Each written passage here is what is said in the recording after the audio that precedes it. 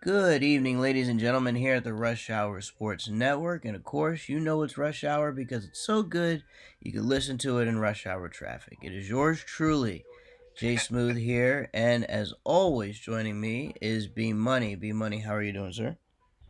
What's up, cuz? Hey, glad to be back, man. And, we are here once again to cover some more NFL stuff. Now, not a lot of news because let's face it, all the good stuff already happened as far as free agency and, kind of the more serious stuff to go down. All we're really waiting for now is the draft, which I believe as of today, we are 1 month away from. So, draft time is approaching, ladies and gentlemen. The free agency process, of course, underway. There's still some names out there, not too, like, there's some names that are still out there that could very well, land with the team at some point. And then of course you still have some other names that are either re-signing with the team or signing extensions, things like that. But other than that, not too much going on. There was a big piece of news that just dropped today that actually you called in the past. Be money we talked about in the past. You actually called this, so I will let you go ahead and talk about what just went down in Tampa as far as the coaching situation. Yeah, we were just talking about it. I remember at the end of the season when the Bucks got eliminated, and that's Bruce Arians stepping down from being the head coach of the Tampa Bay Buccaneers. Um, I kind of called it originally when Tom Brady went out the door, and even though Tom Brady's back, Bruce Arians is still stepping down. But I will still say my prediction it was not 100% true. Because my prediction came about with me saying that I bet Arians will step down and Byron Leftwich, who was originally up for the job in Jacksonville, would stick around only so he could become the head coach of Tampa Bay when Bruce steps down. Right. But instead, the news is that they will be promoting their defensive coordinator Todd Bowles to be the new head coach. A shocking move, a move that you told me was shocking, and honestly, I'm kind of surprised by that too. I thought for sure Byron Leftwich was going to be the man, especially when no other teams could take him. Like really, not that they couldn't take him, but they just didn't want to. I thought for sure maybe he would find a home and maybe he would find a head coaching gig, but then he went back to Tampa. And then the thinking on my part was okay, maybe Arians retires mid-season. Maybe he retires like during training camp or something and realizes he can't do this shit anymore. Who knows what he's gonna do, right? So I'm thinking maybe at some point he might retire. Within the next year or so, and Leftwich could take over. I did not see Todd Bowles being the guy to take over. That was something I did not expect to see at all. And to be honest, and to be honest with you, no disrespect or offense to Todd Bowles, but we have seen him as a head coach. And granted, that position was in New York with the Jets, which is the worst fucking team you could ever be a head coach of. But nonetheless, we've seen him as a coach. Maybe give him an opportunity, a year or two down the line. But I wasn't, too keen on him getting that opportunity now. I felt Leftwich was way more deserving of the opportunity at the moment, considering what he had been doing in Tampa and considering what work was left to be done in Tampa. I thought maybe that was kind of his team there. But they're going to go ahead with Bulls. We're gonna see what happens with this one. It's Bowles, getting another shot. It's good for Bowles though. He's able to get yet another chance to take over a team. But here's the thing, he's taking over a team with Tom fucking Brady as his quarterback. That means he better not screw this up. And in a way, he probably can't screw this up because Tom Brady won't let him. And Yeah, and I mean, and at least too, I mean, you think about Todd Bowles. The last time he had head coaching opportunity was with the New York Jets. So yes, now he's going to inherit a team that is 2 years away from winning a Super Bowl. Still has most of the same roster, right. so he's got a lot to work with this time around. He absolutely does, man, and it's going to be very interesting to see how Todd Bowles is going to be able to keep this team together. It does seem like since Brady's coming back and they're able to keep some of the pieces, not all but some. Uh, maybe they'll be able to still be a very competitive unit. Obviously, as long as Brady's there, they're going to be just fine. The thing is, though, with Bowles, I wonder if he's just going to be a 1 year solution or if he's going to be a long term solution. Obviously, it probably all depends on how this next season goes, obviously. Yeah, I think so too. But yeah, it'll be interesting to see what the future is because you bring up the thought of was Bruce Arians maybe going to stick around for a year or two and then they groom Byron Leftwich for the job. I wonder if that's like still the plan and Todd Bowles is just a stopgap because they don't feel like Byron's ready yet. Either that or they probably were preparing for Byron to leave, and then when they didn't, maybe their plan was kind of like they were going to commit to Bowles because I guess maybe within the organization, many felt Byron was going to get a job elsewhere because he interviewed at damn near every team that had an opening. So, That's true. it very well could be one or the other, but you certainly do bring up something fascinating about the situation. I wanna monitor this in Tampa. I want to see what they do after this season. Like I want to see, regardless of what the result is, I want to see if Todd Bowles is going to be treated like some sort of coach of the future, or if he's being treated as, like you said, someone to be a transition to Byron Leftwich as a long term solution. Yeah, yeah, we'll see. Something to Absolutely, monitor for sure. absolutely. So, what other piece of news do we have? Well, I think the other major piece of news that came out of the last few days is the NFL changing the rules for overtime this season. Yeah, so oh boy. So, this is a direct reaction, and let's be honest with this. This is a direct reaction to the Chiefs and Bills playoff game, the best football game many have said, maybe the best playoff football game many have said in a very long time. And it was, and I gotta say, even though some people are saying, oh, it was ruined by the overtime rules. No, it was ruined by the fact that the Bills didn't play defense because a week later, I believe the Chiefs and the Bengals were like what in the same, like in a similar situation, Yep. Yep. overtime. And Pat Mahomes threw an interception, and the Yeah, Bengals and won get the game. Yeah. and guess what, Bills fans, I love you, but you know what that's called? That's called playing defense. And you see, when you play defense, you can set yourself up to win. You see, the Bills didn't play defense. That's why they lost. And yet, for some reason, them not playing defense is now being rewarded in the league. That just blows my mind. Now, with that being said, obviously this rule should have been taken effect a long time ago. Oh yeah. So while I'm happy that we have it, let's just all remember that this rule came about because one team refused to play defense in a moment when they were supposed to, despite the fact that yet a week later, a team better than them showed them how to play defense in overtime. Unreal to me. I'm sorry. I am again. I'm grateful. I am grateful we have the rule change, but bruh, come on now, come on I just now. love that reaction, bro. I mean, you're not wrong. You're speaking facts. I'm not going to disagree with you. It's crazy. But One week later, bruh. 1 week. Like, yeah. come on, Oh man.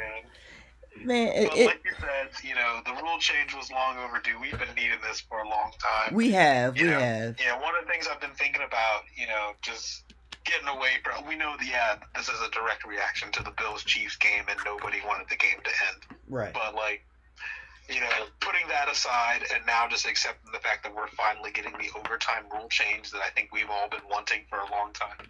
That's true. It brings up the thought of how until this moment, the NFL was like the only major sport in which their overtime rules didn't guarantee both teams having a chance to score. Right. You look at basketball, they just put extra time on the clock, and whoever's winning when the clock strikes zero is the end of the game. And if it's still tied, then we keep going. You Absolutely. look at soccer, it's the same time. It's the same thing. They put extra time on the clock. whoever's winning when the clock strikes 0 or at the end of whatever the extra time is, Right. game over. And if it's still tied, they go to penalty kicks. Obviously, baseball, you play a full inning, both teams get a chance to hit, and whoever's winning at the end of the inning wins the game in extra innings.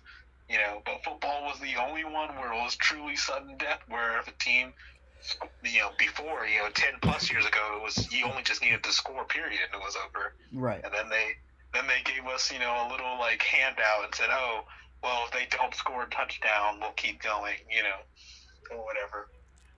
But now we finally have, something that's a little bit more on par with what every other major sport is doing. I forgot to mention hockey, who also does a penalty shootout. So yeah. Yeah, this is true, man. And hey, much needed in the league. And honestly, at this stage of the game, uh, the fact that the NFL has now added it, it's gonna make the playoffs a lot more interesting. Especially when it comes down to the wire. And another thing that it's gonna do, it's gonna get rid of those terrible ties that a lot of people seem to really hate in the league. And I don't hate the ties, but it because it throws a very complicated wrinkle in there when it comes to the final tallying of the records and whatnot. But I will say, at least as far as the playoff football goes, it is much needed. It's going to add a lot more drama to it, and if anything, it's going to make the game a lot more enjoyable and give people, I'd say, a lot more of a conclusion that has more closure to it. A lot of people like me that love teams that actually play defense in overtime, we're gonna hate the fact that it's implemented because of a team not playing defense. But at the same time, at least we know next year when it's playoff time, we know what to expect now. We know that the playoffs next year are going to be a lot like I don't know if it could be as good as last year because that was high level ball, but if it could ever get to a level higher than that, at least we're going to have more closure when it comes to games that go to overtime and sudden death and whatnot. Yes, and thank you for mentioning about the playoffs getting more interesting, because the other caveat is that this rule only applies to the playoffs. Yes. The regular season overtime rules are still the same. Yes, that is true. So, I'm glad you specified that. So yes, during the regular season, we still have ties that can happen, but uh, the playoffs, at least, like the rules, the rules will be intact. Now, the thinking of this is, if it obviously applies well in the playoffs, they're going to apply these rules to the regular season within maybe a season or two. We know how the NFL does with these experimental rules.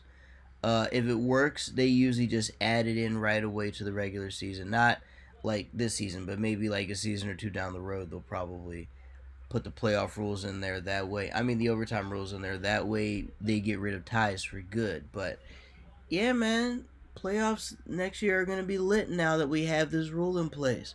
It sucks that it came about it the way it came about, but hey, better late than never, and now we can have a much more pleasurable experience with the NFL. And I'm sure you're happy to see it.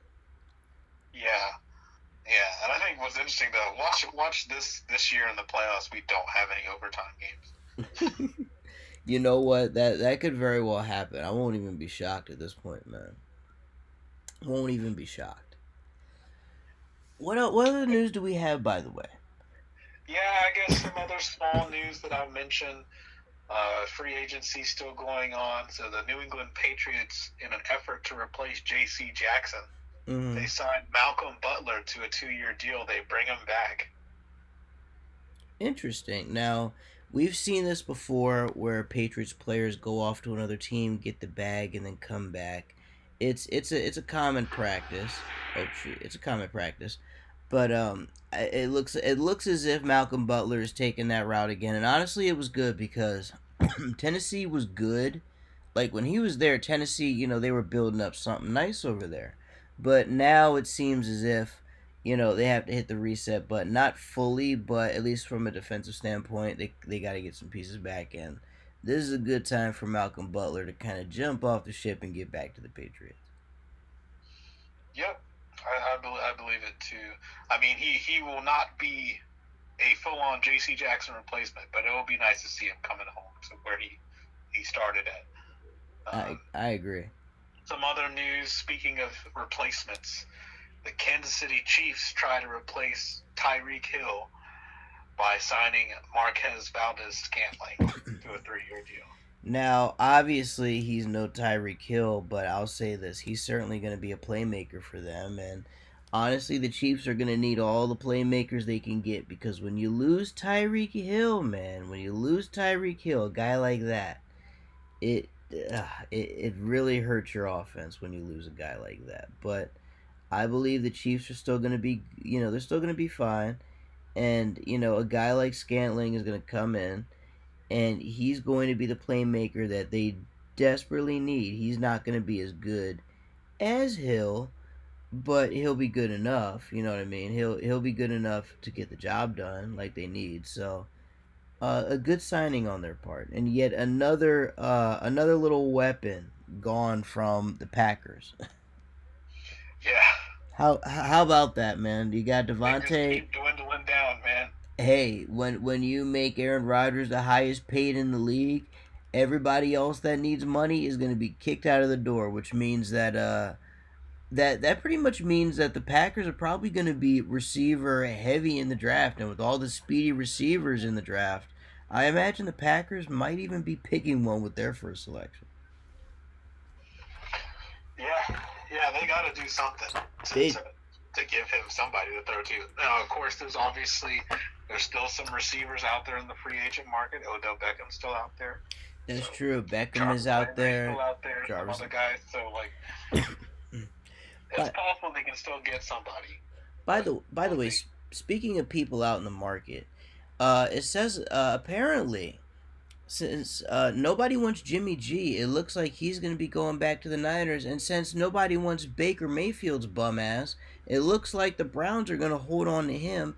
And there's also a chance he might even start, because the punishment has not been laid down yet for Deshaun Watson. And really, once the Browns know what his punishment is, however many games his suspension will be, that's when, once that's done, he'll be playing, no question about it. But it appears as if the Browns are going to maintain Baker for the time being, and there's a chance he might start, but not because he's going to be their guy, but because they just need him till Deshaun's ready. Yeah, and now with I believe his case going to a second opinion, like a second jury or something. I remember reading that, yes, now fears that he still may not play this season. Maybe not.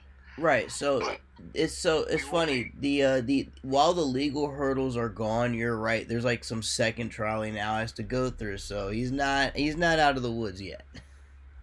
For sure. Which makes it even more interesting that the Browns signed him now, by the way. Yeah, and again, that all of his money is guaranteed. I will never get over that. All of that. I don't know how you give him $230 million guaranteed after sitting out a year and trying to clear over 20 accusations of sexual assault. If you have and it's guaranteed that he's gonna get suspended. Oh, no question about it. You just don't know how long. Right. And you still guaranteed this man all that money, bro. Right, because even if he beats the case, that's over 20 women. What the you have to serve a suspension for that. You have to. So yeah, they're gonna give him at least 6 to 8 games, is my guess. No, it's not gonna be any more than 8 games. I can guarantee you that. But he's definitely gonna be sitting out a good while, and he's already sat out a full season. So yeah, he's probably gonna sit out. My guess, 6 to 8 games, but it's gonna be no more than 8 games, because the only way they give you more games is if you're either a drug user or if you're a gambler like Calvin Ridley. That's the which is honestly some bullshit. It really is. It goes to show. I forgot about that, So apparently, according to the NFL, you can mistreat women, but if you gamble or use drugs, you are a criminal. You are a crook. But no, you can do whatever you want to women. That's insane to me. The NFL. Speaking of suspension, something else that was brought to my attention recently that basically I think what I saw was like, hey man, this offseason's been so crazy that we all forgot that Alvin Kamara got arrested right after the Super Bowl. So Alvin and it's funny. I remember I mentioned it on the show, but we did it in passing because of all the news. But yeah, Alvin Kamara and his crew legitimately stomped the guy out in the elevator during the Pro Bowl. I mean, no, during the Super Bowl.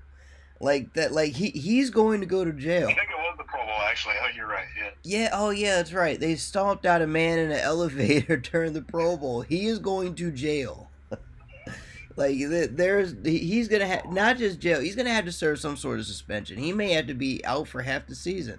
Because mind you, it's not just him. It was him and his entourage. Like they all stomped this man out in an elevator.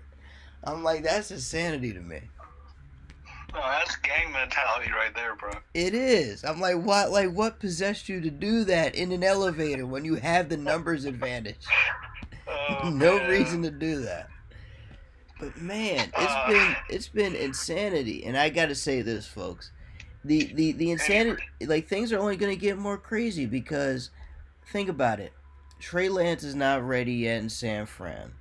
It looks as if Carolina, by the way, it looks as if Carolina and Seattle are gonna opt for the draft for their franchise quarterbacks. I'm gonna get to them in a minute, and by the way,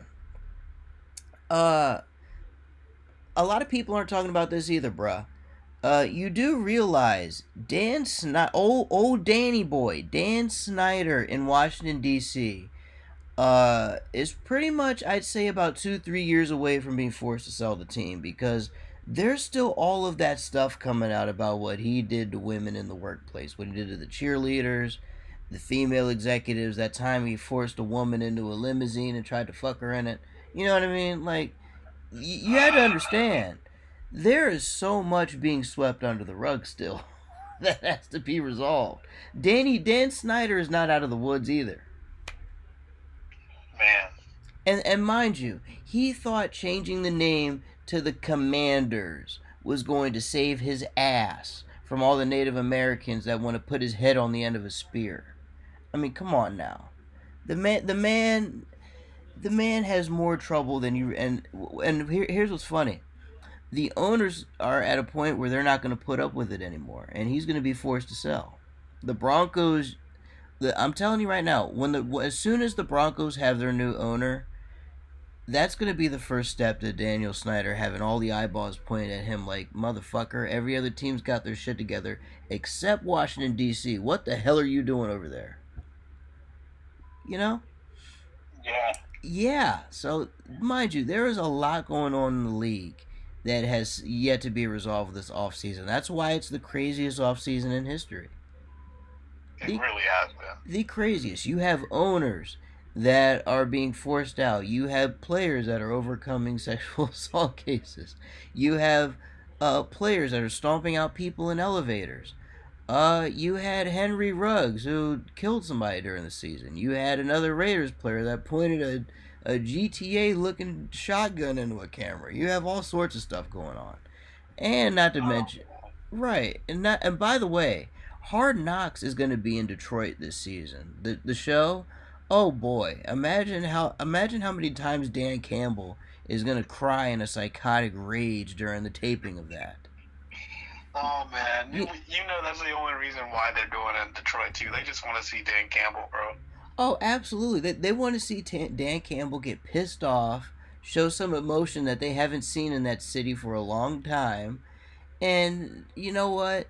If anything, they just want to add on to the crazy circus that is the NFL at this point. That's all they want to do. And speaking of crazy circus, are you ready for the Smooth Money Mock Draft 1.0? Are you ready? Almost there. Almost there? Okay, what else you got for me? What else you got? Small pieces of news. All right. One is actually two of them are for our teams. Number one, I'm sure I'm saying this sarcastically, that you will be happy to know that Patrick Peterson's returning to Minnesota. Oh. Well, let me speak on behalf of Vikings fans such as like Isaiah Moore, for example. Oh boy, you know, it sucks that a lot of the rookie corners that the team already had were not developing right, but now we have an old Band-Aid at the position now. It's as much of a clusterfuck as it sounds, ladies and gentlemen. And I'm gonna say this. I wouldn't be mad if the Vikings looked for some defensive backs in this draft. And I know it's going back to the well again, but damn it, you better keep on shooting until you finally hit the target. So Minnesota at number 12, you better pick a defensive back or I'm not going to be happy. I'm going to leave it at that. Well, I mean, and hopefully now with a new coaching staff, they'll be able to develop them, whoever they get. I agree, man. I agree. Even though we have this offensive-minded coach that just won a Super Bowl, actually, wait, is O'Connell defensive or offensive-minded? He's offensive. You're right. Oh, okay. Even though it's offensive, I believe he's smart enough to realize the only way this offense is going to win is if he has the solid defense to keep them in the game. And if there's anything the Vikings have had in recent years that they desperately need, once again, a strong defense. They had one of the stronger defenses in the NFC at one point, and that has dwindled over the years, especially at the defensive back position. The safeties like Harrison Smith are old as dirt. I want that man to go back in the boxing ring and beat up Jiffy Lube employees. I don't want him playing safety for my team anymore. He can go back to blue-collar boxing for all I care. And as far as the safeties go, as far as the corners go, both of the rookies need to be sitting on somebody's bench. Either that or they need to be shipped to Canada or shipped over to the Rock to play for the XFL because they shouldn't be playing for the damn Vikings. So, yeah, I hope Minnesota's in the market for a DB. But part 2 of the mock draft reveal, when I do numbers 11 through 22, I'll tell you who I want the Vikings to get at number 12. But till then, I'm giving you 1 through 10. Yeah, absolutely. But anyways, what else you got for me? Moving on, the other big news related to our teams, the Baltimore Ravens signed head coach John Harbaugh to a 3-year extension. Yeah, a very interesting move, at least in terms of how Baltimore is reacting to it. There are people that like it, people that don't like it. I personally have liked it because Harbaugh was willing to adjust himself for Lamar Jackson when he drafted him, which was a very smart thing for him to do as a coach. And he has earned to have a little bit of longevity. Now, I'm going to need him to stop doing dumb shit like going for 2-point conversions all the damn time when the game's on the line. It's true. I'm gonna need him to stop doing that bullshit. But if he can get over that, I can learn to live with Harbaugh because he was willing to change everything, including his own attitude and approach towards players when Lamar walked through that door. So very intelligent man, willing to adjust and willing to adapt. Once he gets over the crazy risks and the stupid shit, I think we're on to something. So you know what? Despite all the craziness, I like the move. I'm good with it. I'm pretty sure you have no problem with it either. The only thing that worries me though, no signs of Lamar getting signed yet. Yeah. No signs yet, and you know what? And I know one scenario that's been thrown out is that if they don't come up with a deal that, you know, obviously this coming season's Lamar's 5th-year option, and then, you know, assuming worst case scenario, long-term contract talks drag out, you know, he's got 2 years he can play under the tag, you know, so that coincidentally would align with the end of John Harbaugh's contract. So, oh boy, we'll see what's going to happen. All I gotta say is we need to get a Super Bowl out of this motherfucker within the next year or two. Oh, for sure. Oh, if we don't get that Super Bowl before he leaves town, this city might fucking riot with whoever they get in here next. Oh my goodness. By the But way, yeah, I'm done with news. We can get to some draft stuff. absolutely. Oh, there is one more piece of random news. Andy Dalton is now going to be Jameis Winston's backup. The Saints signed him, and guess what that means? That means Taysom Hill, you're about to get booted the fuck out of New Orleans, buddy. Congratulations. Well, I think I saw Dennis Allen say in a press conference that he wants Taysom Hill focusing on learning how to play tight end. That's right. He's about to. Hey, look, he's about to turn him into Timmy Tebow. The only difference is Timmy Tebow waited way too late to do that. That's not gonna happen over here, though, bro. That ain't gonna happen over here. But guess what? Since you are now done with the news, you know what time it is, don't you? It is officially time for the Smooth Money Draft Mock 1.0. Now, Take it away. now, this is going to be very easy for you to follow because if you go on to NFL.com, I actually have many of the. Well, I should say this. About half of this list pretty much matches mine. The bottom half does not. But the top half, 100%, I'd say we're pretty much accurate. But there are only a couple things that are that are going to be a little different. But you'll find that out along the way. Now, folks, this is how it's going to work. There are 32 selections in the first round. I'm only going to preview the first round for you guys, but I'm not going to give you all 32 in this video because that would take way too much fucking time. So to make it simple, I'm going to give you numbers 1 through 10 today, numbers 11 through 21 next week, and then numbers 22 through 32 the week after. So the next 3 weeks, you're going to get yourself a Smooth Money Rush Hour preview here. And folks, I mean, hey, is there anything you'd like to say before I jump into this? No, what do you need me to do? You want me to call out the teams and you just tell me your picks? Absolutely, bro. Just go 1 through 10. You call out the team, and I will let you know the pick. Now, for those wondering how I chose, my criteria is simple. I looked at the depth charts of all 32 teams, and I basically realized like where their weaknesses were, and then based off of that, I also looked at their draft history for all of these franchises, and I also looked at the best available for said positions of need. So, positions of need, draft history, and of course depth chart weaknesses.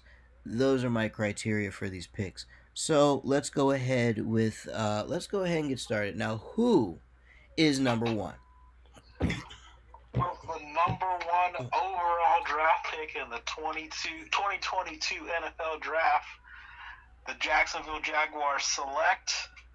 They are going to select Aiden Hutchinson, an edge rusher from Michigan. This guy right here is he's a fast-paced, athletic edge rusher, the exact type of edge rusher that the Jaguars need. The Jaguars obviously had some pieces on defense scatter away and leave the team, so they need to go ahead and rebuild that thing from the ground up.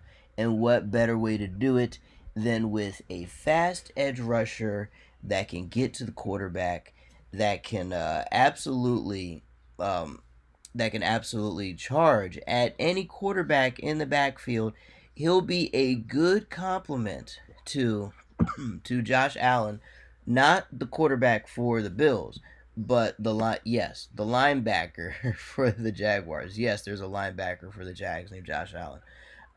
But he will be the complement to him. Allen gets the quarterback quite a bit, but they need a second edge rusher. Aiden Hutchinson will most likely be that guy. The Jaguars need help on defense. They need somebody that's going to be a ferocious edge rusher, and this is the perfect guy. Now, not known to a lot of fans, not very well known. He's known to Big Ten fans, Michigan guy. He was a senior, played all 4 years.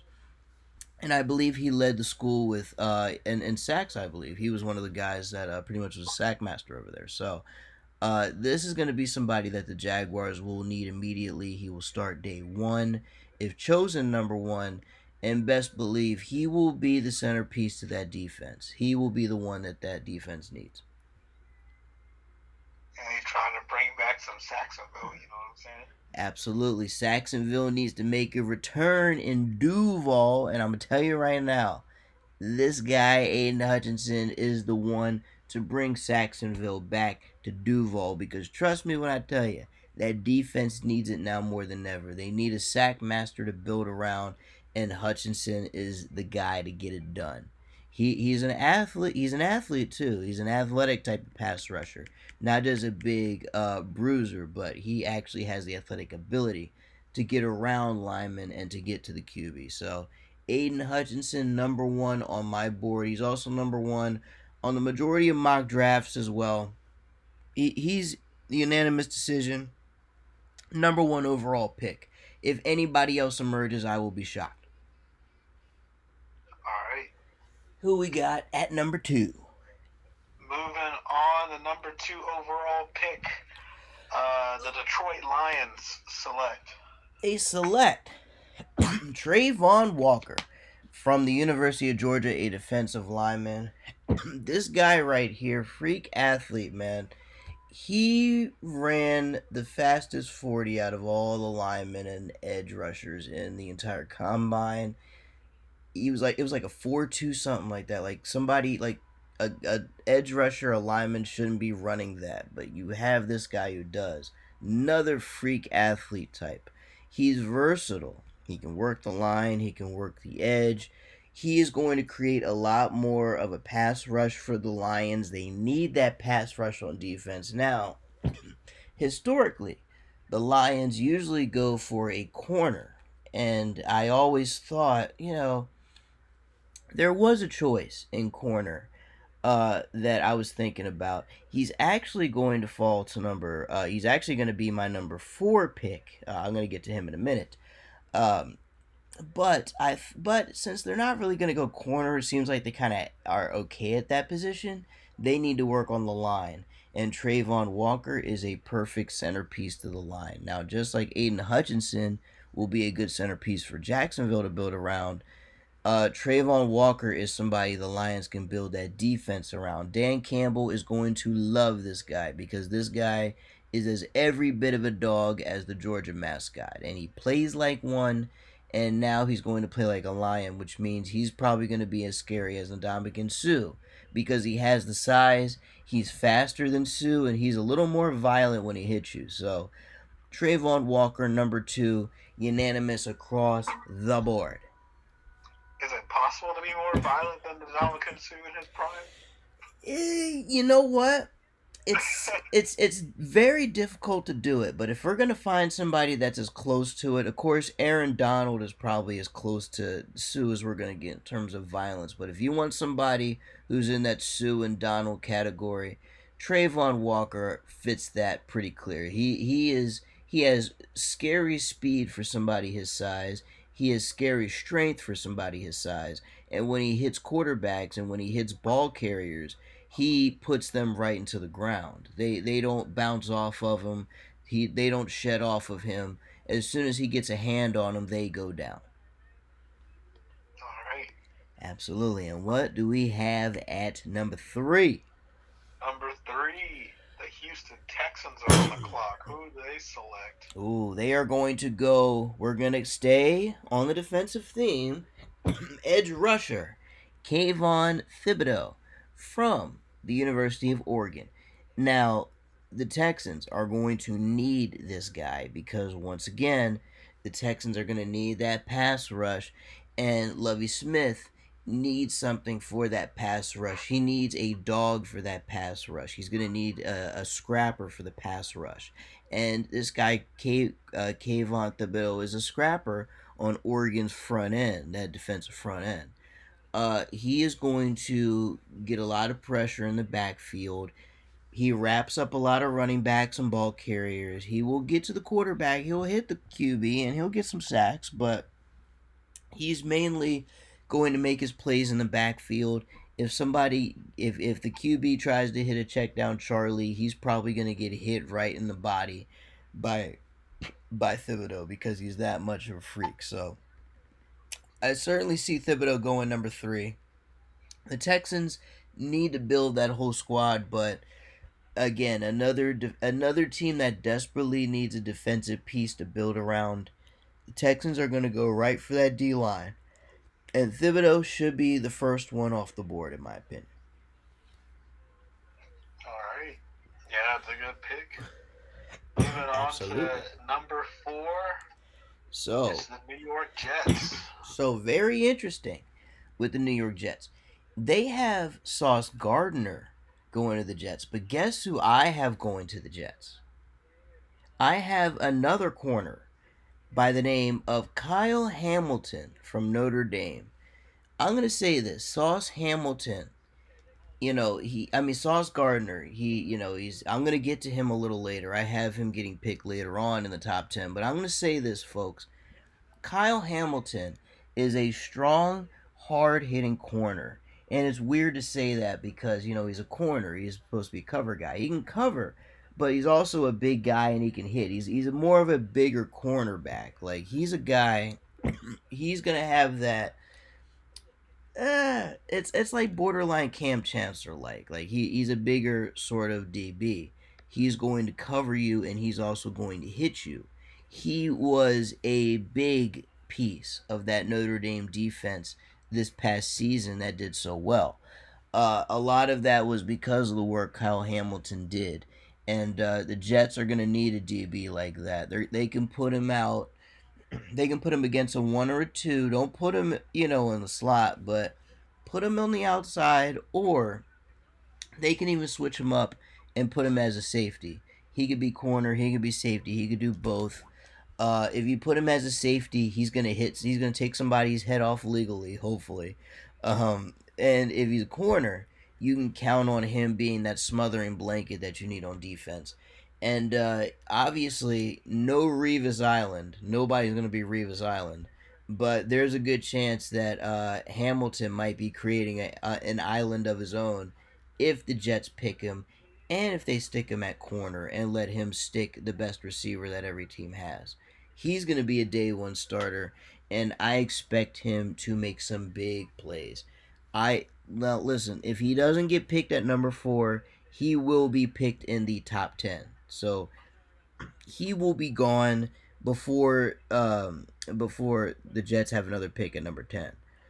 So if you ask me, I think that's a perfect spot for him to be at. Now, obviously, it's funny because with the Jets here, I believe defense is the key, and they have a defensive player off the board. I like Sauce Gardner. I don't think Sauce Gardner is worthy of a number 4 pick. I think he's still a top 10 pick, but you don't pick him that early. He's the type of guy where if he falls to you at like number 9 or 10, you get him. But I think in this case, you have to snatch up Kyle Hamilton because I believe he is the better defensive back out of the 2. But with that being said, give me Kyle Gardner, number 4, going to the Jets. Yeah, I'm definitely seeing a lot of noise about him playing some safety in the next level. So I think a lot of that works out with the Cam Chancellor comparison too. Absolutely, and you know what? If the Jets, because the Jets pick again at number 10, right? let's say they get Kyle Hamilton, and then let's say Sauce Gardner falls to number 10. If they go Kyle Hamilton first, Sauce Gardner second, the Jets have just upgraded their defensive backfield all of a sudden. All of a sudden, that secondary is looking pretty nice. At least you have a playmaking corner in Gardner, who I'm going to talk about a little later. And then, of course, you'll have that Kyle Hamilton, that Cam Chancellor safety type in the backfield. All of a sudden, things are interesting in New York. You know what I'm saying? From a defensive standpoint. Yeah. So, honestly, I hope Kyle Hamilton is the first one they get. I like Sauce Gardner. I just think he's a guy you get if he falls to you. But In my opinion, I'm gonna go Kyle Hamilton number 4. But speaking of New York, let's go to number 5, shall we? Who is picking at 5? At 5, we got the New York Giants on the clock. And by the way, I believe this trade. Well, actually, I have a theory. The Giants already have already have a pick at number 7, but I have a theory, bro. I'm calling this. I believe the Giants are going to trade out of the number 5 pick. And guess who I believe they're going to do it with? I believe they're going to do it with the Pittsburgh Steelers. And guess who I believe the Steelers are going to snatch at number 5? Malik Willis, quarterback from Liberty. Now, let's be honest, bro. Now, listen, let's say that doesn't happen, right?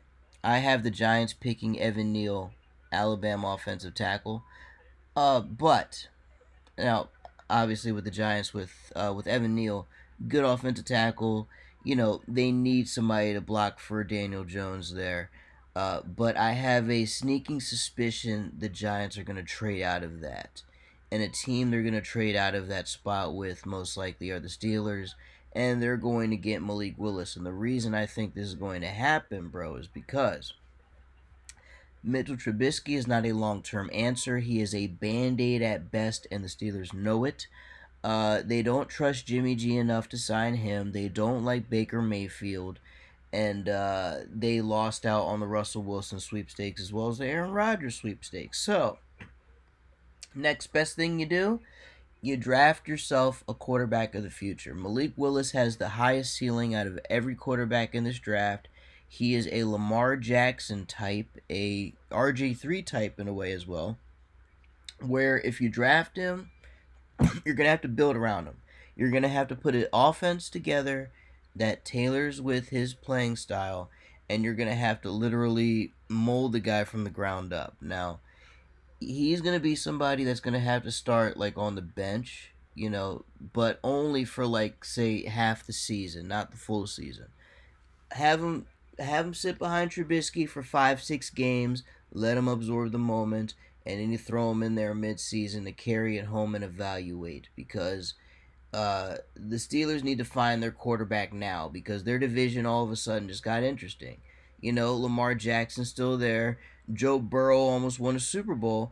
And now Deshaun Watson's coming to Cleveland. The Steelers need a quarterback. And if they do not show urgency for one, they could very well miss out on a quality one in this draft. And there are not too many quality ones in this draft, only a small handful of them. So, even though, let's say the Giants don't do a trade, they're going to go offensive tackle Evan Neal from Alabama. Mark that one down. But let's say they don't do that. Let's say my theory comes to life and they trade with the Steelers.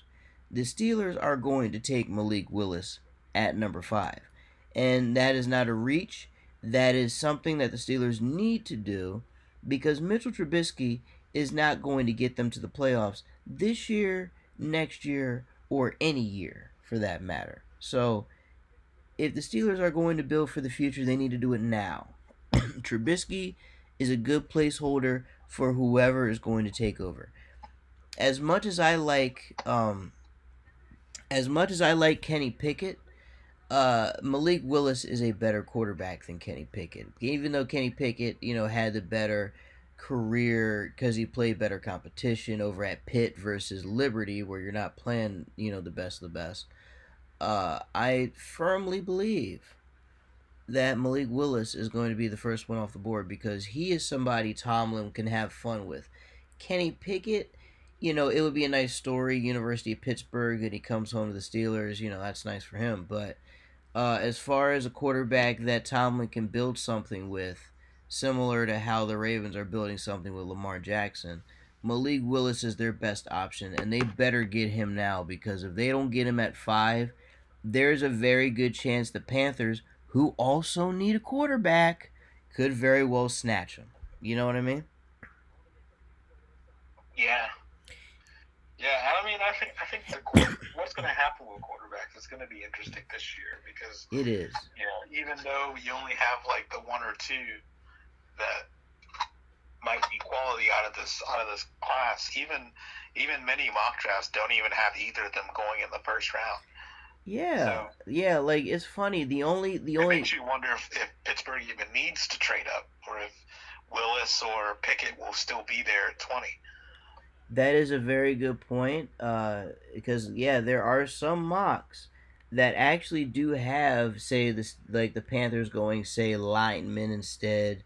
Steelers not really trading up in some mock drafts. I believe the Steelers placements, they are what? Let me scroll down here and see what number 20. Yeah, number 20.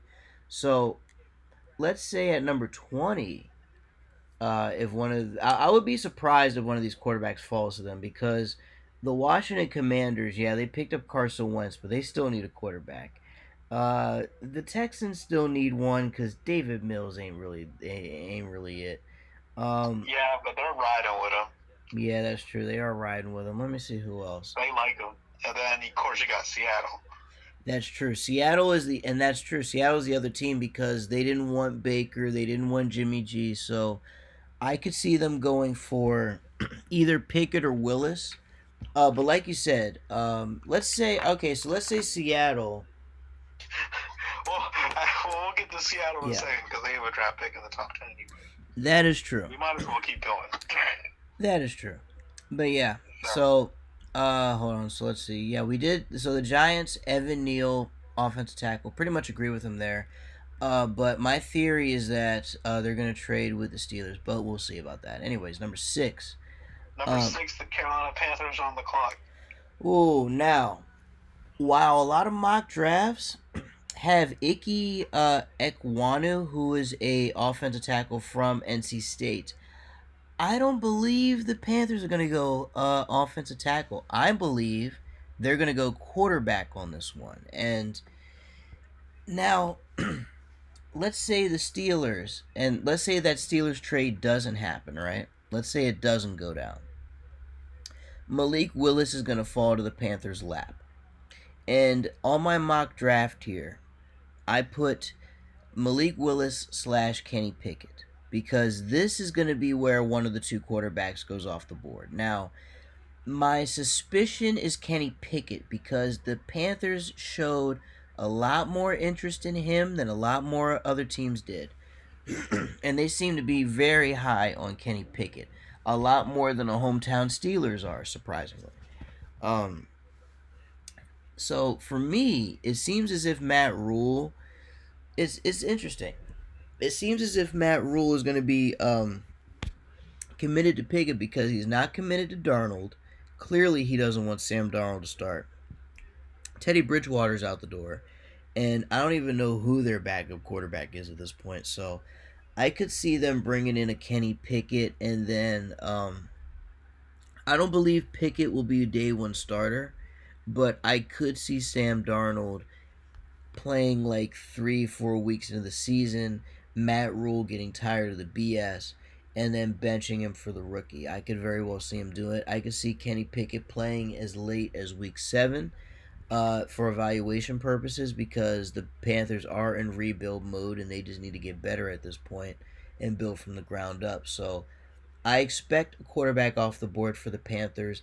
My official pick is going to be Kenny Pickett. I'm going to say Pickett, even though I put Willis / Pickett.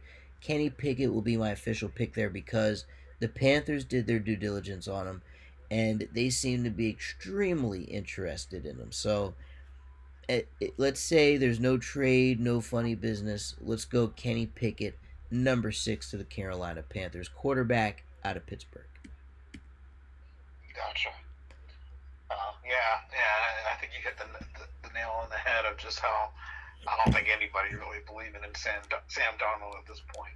Right, and I mean, hey, it's funny. The Vikings were inquiring about a trade for him, and well, actually, no, I'm sorry. The Panthers were inquiring for a trade for Kirk Cousins, and then once they threw in Sam Darnold, they're like, okay, we're not interested. Yeah. They were just like, yeah, fuck that. Oh, man. All right, so now we are down to number 7. We have 3 picks left. Number 7, the New York Giants are back on the clock They got the 7th pick in a trade with the Chicago Bears. I feel like this was from the draft. Did the Bears trade up for Justin Fields? Yes, they did. Yeah, so that's where this pick comes from. And they are going to go, in my opinion, edge rusher Jermaine Johnson, the second edge rusher from Florida State. The Giants need that edge rush, on the defensive side. That defense is atrocious, and they need to build it from the ground up. This is a good way to do it. The Giants just hired that defensive minded guy from the Bills, right? Or was he an offensive minded coach? The guy from the Bills. I feel like he's defense. Dabble, right? Yeah. He's offensive minded. Offensive, okay.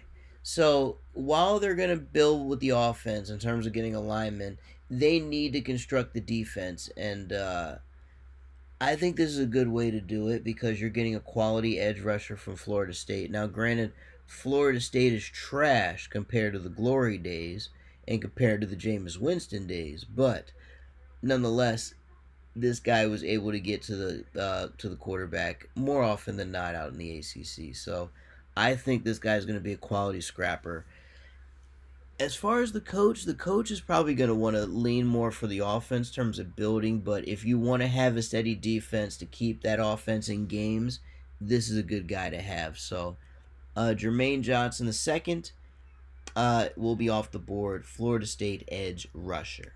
Who we got in number 8? Who's picking number 8? Number 8 on the clock is the Atlanta Falcons.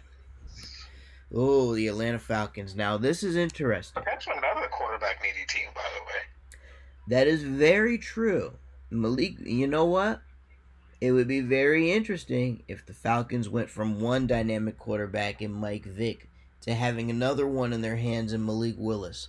That could be a very interesting outcome if you ask me. However, if the Falcons really want to build back up, they're going to have to help out Kyle Pitts on the offense. And while Marcus Mariota is only a band-aid for this season, I believe this piece right here will be good for that offense. It'll help them get by. And that is with Garrett Wilson, wide receiver from Ohio State, one of the fastest in the draft. He is one of many speedy wide receivers in this draft. One of the best route runners as well. He is somebody that will complement Kyle Pitts on that offense. He will be a great weapon for Marcus Mariota. And while the Falcons are not going to win any playoff games or any divisional games anytime soon, he will certainly be a good piece to build around when it comes to building up a quality offense for the future. Now, the other pick I thought about was Ohio State. Speaking of Ohio State, I thought about Garrett Wilson, probably going to be my official pick, but I also thought about Chris Olave, who is Ohio State's cornerback. Now, the Falcons need to build up the defense because they don't really have a defense at this point. They're pretty trash on that side of the ball, but getting a quality corner would be a good way to build up. The only thing is, they don't really have anything else to build around, and getting a corner to build around doesn't seem like it's quality unless you're getting a guy that's damn near Hall of Fame ready out of college when it comes to corners. So I think a wideout would be a smarter choice for them, and actually a wiser choice for them. Now, it would be incredibly surprising if they said, you know what, we just got rid of Matt Ryan, let's bring in a new quarterback to usher in a new era here in Atlanta. If they bought in Malik Willis, bro, that would be reminiscent of when Michael Vick came in, kind of. The only difference is Michael Vick had the fanfare. He had the hype, you know what I mean? Malik Willis is getting like the hype and the shine now, but he's from a smaller school. You know, there's a difference between playing at the University of Liberty, University of Virginia Tech, but at the same time, he'll have similar expectations because he plays similar to Michael Vick, plays similar to RG3, and similar to Lamar Jackson. He can run around, he can throw, he can get plays done. He puts the team on his back when they need him to put the team on the back. So I even though Atlanta could go quarterback, possibly corner if they want to go defensive minded, but if they want to go offensive, I think Garrett Wilson, the speedy wideout from Ohio State, is the way to go. Malik Willis will be my second choice for that one, but I'm going to go Garrett Wilson for the smooth money mock draft, just for the sake of the mock 1.0. Now, a month from now, it could change, but right now, I'm going to go Garrett Wilson. But what do we have going on at number 9? I think number 9 might be a little more of an ideal spot for who I'm about to talk about. Number 9 on the clock, the Seattle Seahawks. This would be the Denver Broncos, but in that great trade that sent Russell Wilson to Denver in exchange for Drew Lock and others, here's Seattle.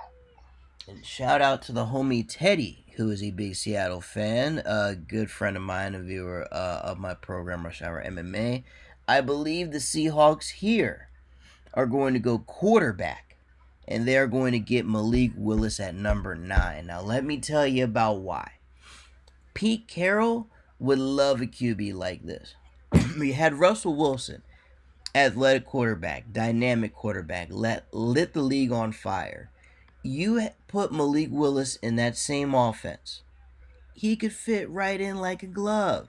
He is somebody that you can put in, maybe you put Drew Lock in to start the season, right? Put in Drew Lock, let Malik Willis develop behind Drew Lock, and then you put Willis in week 7, week 8. Like, if your season's gone because of Lock, because of the rebuild, then go ahead, put Willis in mid-season, and then evaluate him from there. But this is a guy you build your franchise around, you build your offense around.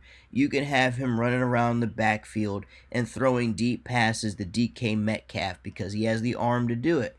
Malik Willis, even though he played at Liberty, has a very strong arm. He has very quick legs. He has awareness that is reminiscent of Lamar Jackson, reminiscent of RG3, reminiscent of Michael Vick. Now, he can very well be players similar to these guys. The only thing is, Pete Carroll is going to have to be willing to build an entire team around him, which I think at this point they are willing to do. They need that keystone, franchise quarterback. And Malik Willis has all the intangibles that it takes to be a quarterback in today's NFL, in today's 2022 modern era NFL. So Malik Willis, number 9, I say it's a good pick. Somebody you want to replace Russell Wilson. You don't want Drew Lock to replace Russell Wilson. You want Drew Lock to be a placeholder and Band-Aid for when it's time to rip it off and start anew with a fresh quarterback in Malik Willis. So give me Malik Willis from Liberty, quarterback out of Liberty, at number 9 to go to Seattle. All right.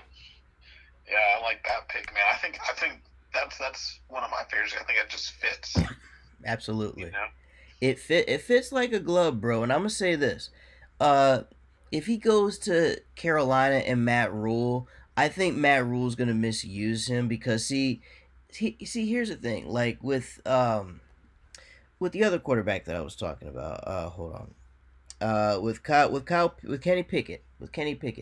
Kenny Pickett is more of a pocket passer. And he, even though he runs and he does that fake sliding thing that the NCAA put that rule in about, he would fit in more with what Matt Rule does versus what Willis does. Whereas Pete Carroll wants a quarterback like Willis, where he can bring him in and say, okay, this is our guy. Like when they brought in Russell Wilson, they said, this is our guy, built around him. If they get Malik Willis, they can build around him and they can set him up to succeed. I love it at number 9. I believe he will be there at number 9. And if he is there at number 9, honestly, I think the Seahawks will be foolish to pass up on him. Like you said, it fits, and plus, they need somebody new. They developed Russell Wilson. Now he's off to Denver. So now they need to get somebody new and develop somebody new. And if they can do that, I think the Seahawks will be in good shape. Yeah, yeah, I think they will be. Absolutely, man. So who do we have at number 10? Speaking of Seattle, this pick is actually from Seattle. Yes, our final pick of the evening, number 10, making their second appearance in the top 10, is the New York Jets. As you mentioned, they got this pick from the Seattle Seahawks. I'm trying to remember how, but it escapes me at the moment. But nevertheless, the New York Jets are on the clock. And I have the Jets picking cornerback Sauce Gardner from Cincinnati. Now, I obviously love Kyle Hamilton from Notre Dame. But if you want to keep it real, if you want to be honest with it, if you want to be sincere with building up a defense, get yourself a quality corner. They will get a quality, versatile safety corner defensive back in Hamilton. If you snatch up Gardner, who is an Antonio Cromartie type, you now have Antonio Cromartie basically as a corner, and then you have Cam Chancellor 2.0 as your safety. That is not a bad way to build up a defense for a team that has not had a quality defense in a long time. Daryl Revis, long gone. Revis Island has left the building. Bart Scott's not there anymore. You know what I mean? All of the heavy hitters that the Jets defense has had over the years, they're long gone. So now it's time to build from the ground up. And what better way to do it? Get yourself that quality safety corner, Kyle Hamilton. Get your Cam Chancellor. Get your Antonio Cromartie and Sauce Garden. You got something cooking in New York, you know? I like Sauce, man. I know, I right? like him. First of all, that Sauce is is a nickname, I was but I like him, that's what I mean, man. That's a great player. And Sauce Gardner was one of the key playmakers for the University of Cincinnati during their run to the playoff. And hey, even though Desmond Ritter is a great quarterback, somebody I'm going to talk about a little later on for this draft, still it was that Cincinnati defense that really shined, and Sauce Gardner was literally the name to emerge from Cincinnati's defense. So I say you take the leader of that defense. You take the guy that was able to lead pretty much a young core of DBs that the Cincinnati Bearcats had, and you put him in this situation where he could be a leader for a growing Jets defense. Now you have Gardner and you have Kyle Hamilton in the same backfield, bro. The Jets are in the right direction if they get both of them. So I like Hamilton at 4. I think he's the more valuable one. He's the center fielder safety with the linebacker mentality that you need. The Cam Chancellor. So you get your Cam Chancellor, but if your Antonio Cromartie falls number 10 and Sauce Gardner, snatch him up, and then you got something good. So I see Jets going secondary with the number 4 and number 10 picks.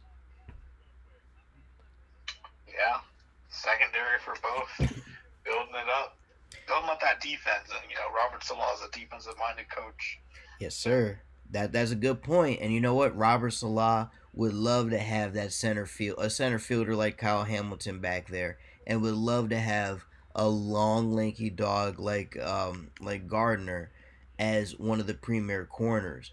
And hey, look, if Sauce is bringing the sauce, then look, the Jets got something, man.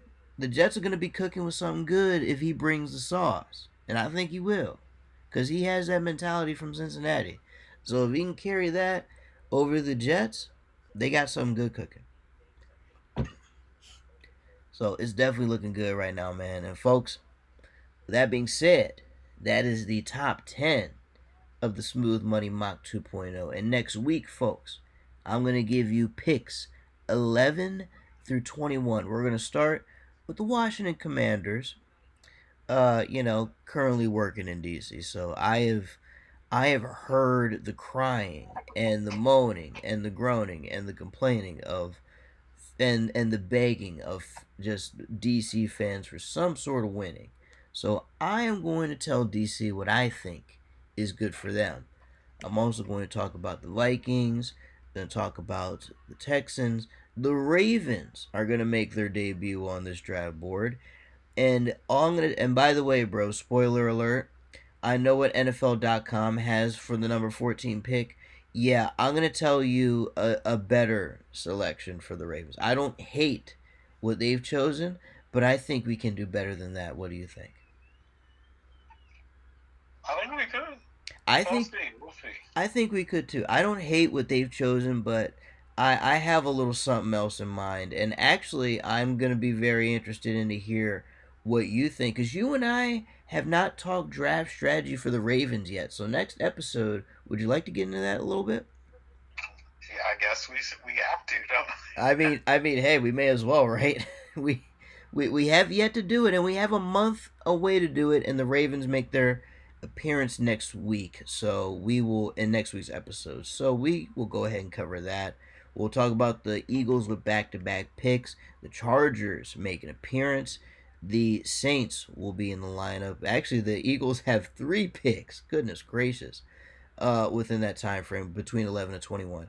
Then of course the Steelers are in, and then the Patriots will have their first selection of the draft as well. So we will get to all of that next week. Bro, is there anything you would like to get to before we get out of here for the week? My last little closing news, a quick little farewell. Longtime safety, he was on the Super Bowl champion Eagles, and I believe the Saints as well. Malcolm Jenkins calls it a career. Yes, sir. He has called it after, what, 13 seasons, right? Yeah, I believe so. 13 seasons. I got to say this, man. Only 34 years old. Yeah, I was just about to say that. Very young guy, man. Young guy. Only 13 seasons. Hey, 13 quality seasons, if you ask me. The guy certainly contributed at every waking moment, and I remember nothing but good stuff from Malcolm Jenkins, whether it was the Saints or whether it was the Eagles. By the way, he did win the Super Bowl as a rookie. A lot of people don't know that. He won the Super Bowl with New Orleans and won the Super Bowl as a rookie. Yeah, I was going to mention, so like his career highlights, he was the 14th overall pick in 2009 for the Saints out of Ohio State. As you mentioned, in his rookie year, he was on that Super Bowl Saints team. His second year in the league, he was All-Pro, second team in 2010. And then he was a 3-time Pro Bowler, 2015, 2017, and 2018. All of those as a member of the Philadelphia Eagles, where he won another Super Bowl. Oh, man. And I got to say, bro, a very nice career. I say Jenkins put together a very good career. I certainly liked what he did with the Eagles. I like what he did with the Saints as well. He's always been a quality ball-hawking safety. He's somebody that a lot of teams had to plan for if they knew that he was going to be lurking in the backfield. So, hey, very good career. Retiring young, probably retiring at the better time of his career. 13 seasons is a long time to be in the NFL.